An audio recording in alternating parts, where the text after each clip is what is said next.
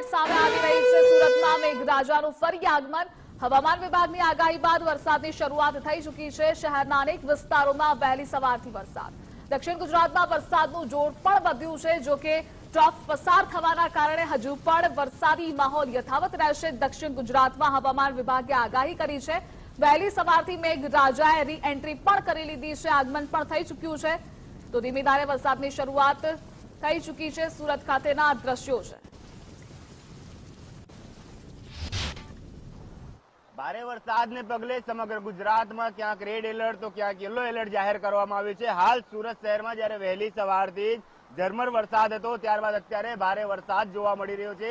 આપ સીધા દ્રશ્યો જોઈ શકો છો કે સુરત શહેરમાં વહેલી સવારથી ઝરમર વરસાદ ઠેક ઠેકાણે પડી રહ્યો હતો, પરંતુ હાલ ભારે વરસાદ સુરત શહેરમાં ત્રાટક્યો છે। તે અનુસંધાને શહેરીજનોમાં ક્યાંક ને ક્યાંક ખુશીનો માહોલ જોવા મળી રહ્યો છે અને સાથે સાથે ખેડૂતોમાં પણ ક્યાંક ને ક્યાંક ખુશીનો માહોલ જોવા મળી રહ્યો છે। તો હાલ જે રીતે વરસાદની આગાહી કરવામાં આવી હતી, ત્યારબાદ જ્યારે ભારે વરસાદ પડી રહ્યો છે, બીજી તરફ આપણે દ્રશ્યો જોશું કે પવન પણ એટલો જ ફૂંકાઈ રહ્યો છે। પવન સાથે અહીં ભારે વરસાદ પડ્યો તો ક્યાંક ને ક્યાંક તમામ લોકોમાં એક ખુશીનો માહોલ જોવા મળી રહ્યા છે। વહેલી સવારથી લોકો રેઇનકોટ વગર નીકળ્યા હતા। ભારે વરસાદ ન હતો, ઝરમર વરસાદ હતો, ત્યારે જ્યારે હાલ ભારે વરસાદ શરૂ થઈ ચૂક્યો છે તે અનુસંધાને લોકો રેઇનકોટ લઈને નીકળ્યા છે। તો ક્યાંક ને ક્યાંક સુરત શહેરમાં સાથે સાથે સમગ્ર ગુજરાતમાં ભારે વરસાદની આગાહીને પગલે હાલ સુરત શહેરમાં વરસાદ શરૂ થઈ ગયો છે। છેલ્લા કેટલાય દિવસથી ભારે વરસાદ સુરત શહેરમાં વરસી રહ્યો છે અને હાલ